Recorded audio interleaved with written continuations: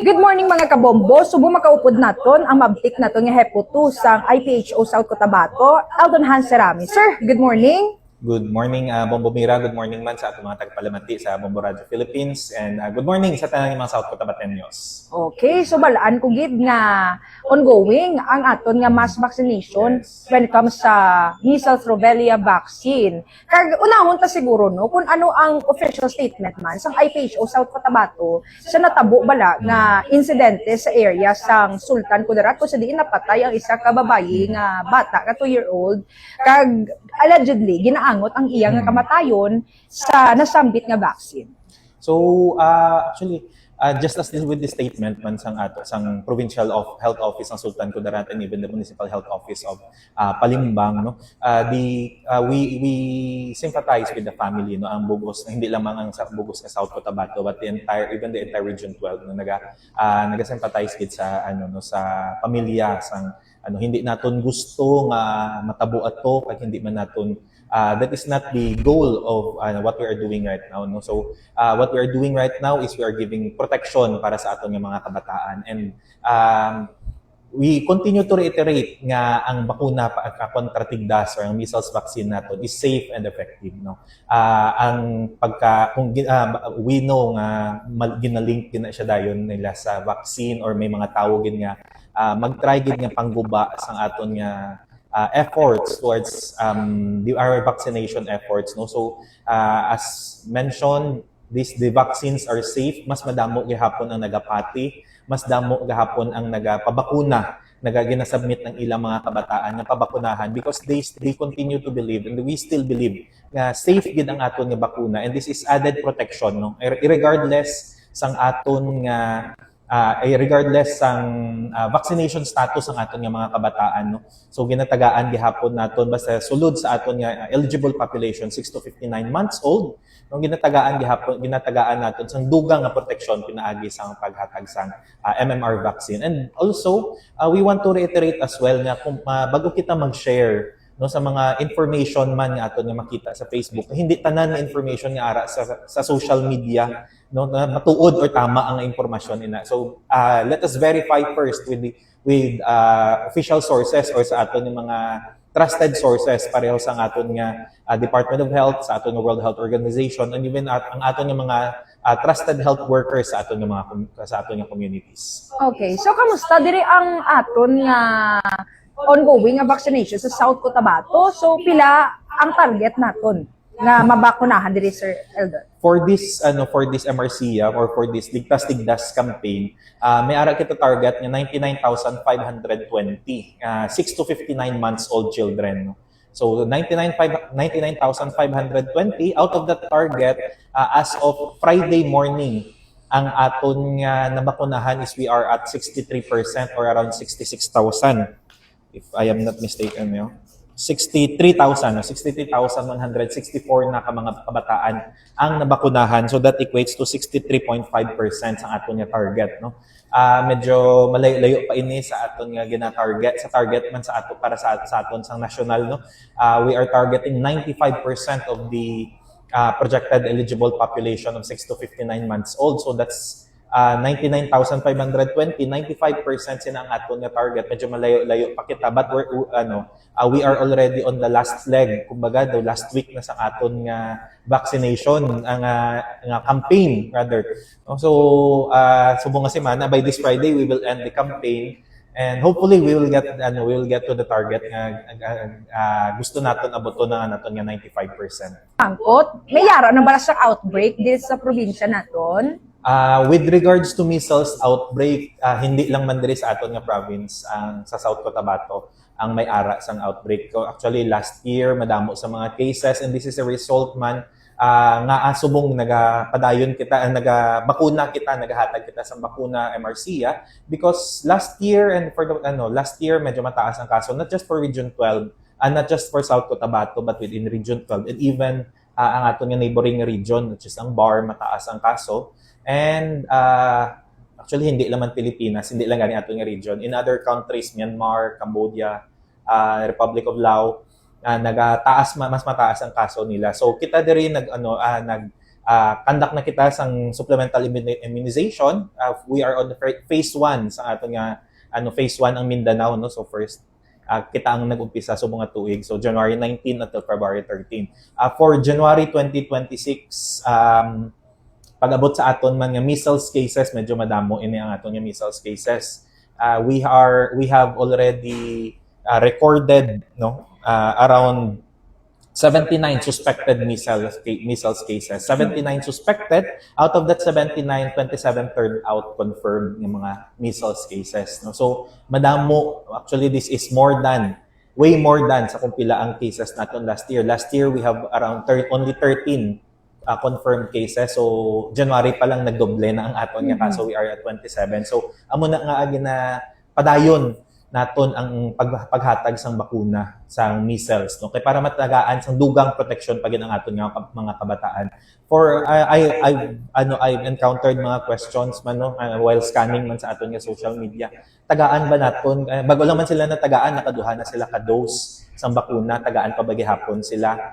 Yes po, regardless of their vaccination status, tagaan gid naton ang ating mga kabataan, no? Basta nag more than 28 days from the last nga vaccine nila. Sir Eldon, may I know kung anong lugar din sa South Cotabato ang may pinakadamo nga kaso? Sa aton nga datos sa nakuha sa aton nga Provincial Epidemiology and Surveillance Unit, most of our cases this 2026 yara sa municipality of Lake Cebu, amounting to 33 suspected cases. Okay. Followed by Coronadal, no.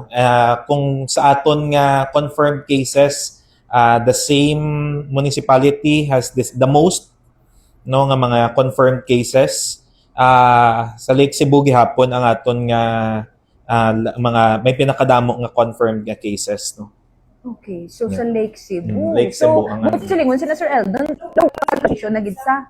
Most likely, as sa aton nga data, most likely local na siya nagapalibot. Again, amo gani nga naga-conduct kita sa measles rubella supplemental immunization. Oo. So usually, but this mga pasyente, like, sa mga far-flung areas pa na siya. So, amo gina-factor nga, ami mga ginakabig, bala nga hawaay na. Isa na siya ka-factor nga nakita man naton nga ara sa mga GIDA areas o mga far-flung areas, no. But actually, kung tanawon gani naton, mas na akong magkadto ang aton nga team dito, naga-submit din na sila. No, naga-submit din sila for immunization man. But there are some nga may ara gid sang hindi gid, no, due to mga cultural nga mga sa culture nila or sa religion, mga amo na. But we continually try to convince nga magpabakuna gid, and we inform them kung ano ang measles, nga pwede gid ang measles siya makakos ang severe complications later on, or pwede gid siya makakos ang death kung mapabayaan gid. Okay. Doon kay padayon gyapon kamo sa pag-extend sa mga grassroots man gyapon. Yes. So tanan-tanan kay kadamaan mga bata dira. Kag do challenging man sa aton bigid kita nga mga malagyo nga area, Yes. Sir Eldon. Pero Sir Eldon, sa pihat nga bahin, paano nyo like ni mga information regarding sa mga fake news, nagapalaptas ang salari information nga ginasawsawa naman sa mga vlogger.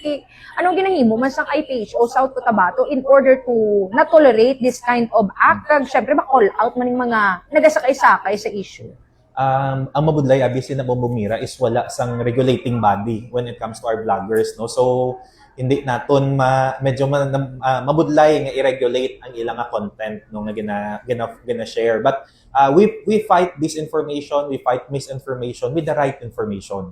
Wala kita sang may ginahatag nga information nga hindi sang science-based, nga hindi sang wala nag-agi sa studies, no, sang studies sa mga experts. Wala kita naghatag sang information nga or sang information nga makaguba sang tao or makaguba sang health sang tao. We in the health sector, wala man kami nagdahom nga maghatag sang mga fake news nga gahambal nga mga depopulation daw ini ang paghatag sang bakuna. So we gina-fight naton we with the right information nga what we are giving is safe nga mga bakuna, effective nga bakuna. In fact, ang amon mismo nga kabataan no, kami as health workers, ang amon mismo nga mga kabataan naka-receive man sang same vaccine from the very same people nga ara sa aton nga community.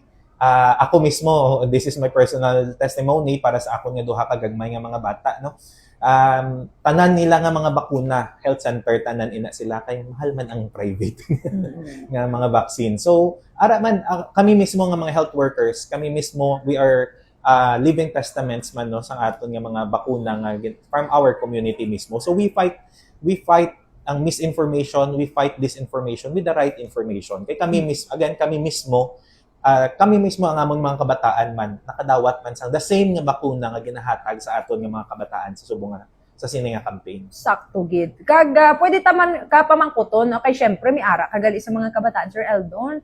Gaano gid ka importante nga dapat mapabukunahan mo ang imo nga mga bata? Yes, of course, very important din ang vaccine. No? Kita mismo, I am 30 plus years old, almost turning 40. Isa man ako, naging recipient man sang bakuna, sang gamay pa ako.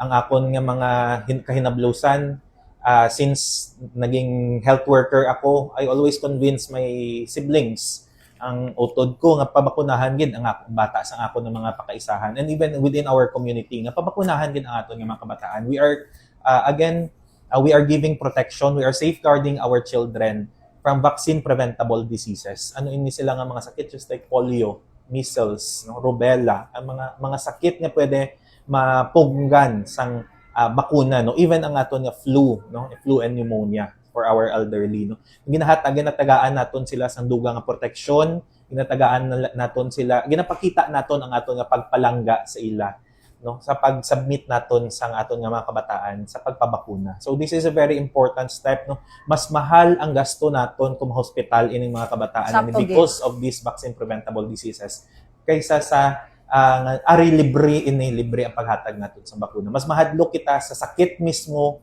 kaysa sa nga nang sa bakuna. Damo nga hambal nga mas mahadlok kita dapat to sa bakuna. No. Dapat mas mahadlok kita sa sakit kay when this vaccine preventable diseases mag-cause ng severe complications, mas dako ina nga gasto, mas kahadlukan ina. And this might result even to death sa aton nga kabataan.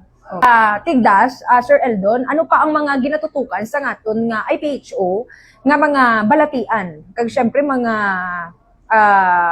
ano pagid na mga nagalap bala ng dali nang bala magkalat bala, Sir Eldon? Actually, isa sa mga kung ma-remember natin few years back, nag-declare sang polio outbreak man for the entire Philippines, no. Isa man na siya sa mga ginabantayan man natin, no. Thankfully, after 2 years of that campaign, siguro 5 years ago na siya nga campaign, no. So after 2 years of intensive na polio vaccination, naging polio-free kita liwat. So those are one of the vaccine preventable diseases nga padayon ginabantayan on top sa measles, on top pa sang rubella naton or German measles, on top pa sang HFMD, no, may mga kaso gyapon kita sina. Those are seasonal nga mga illnesses nga ginabantayan man naton. So madamo sa mga kaso nga ginabantayan ng IPHO, not just not just vaccine preventable diseases, even ang aton nga TB. We are aiming for TB elimination. We also have rabies, isa man sa mga ginatan-aw man nato, no, rabies in human, no, kay ang rabies in animals dito na siya sa PVET. But those are mga sakit nga ginatan-aw ginato no ginamatayan gid sa aton nga province.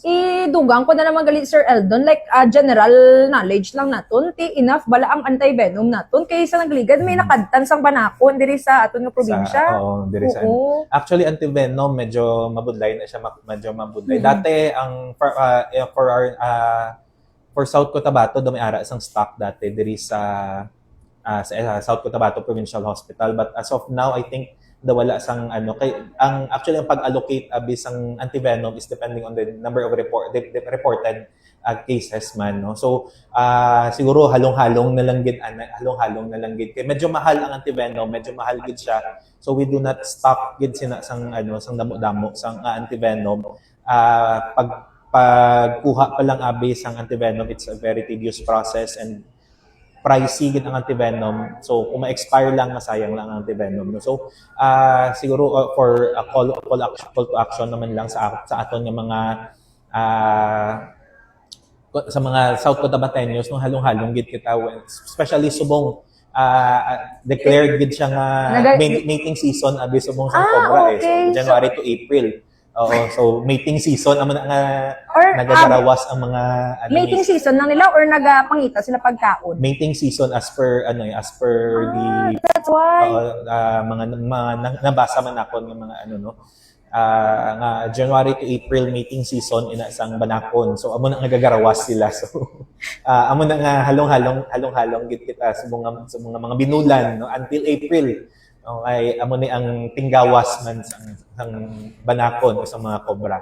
Pero paano bala mag-coordinate with the authorities, Sir Eldon? Kaya ang sabi natin, ginapang patay. Yes. Di ba? Kaya hindi dapat patyon. Kaya ang mga banakon, they play important roles sa aton nga Yes. ecosystem.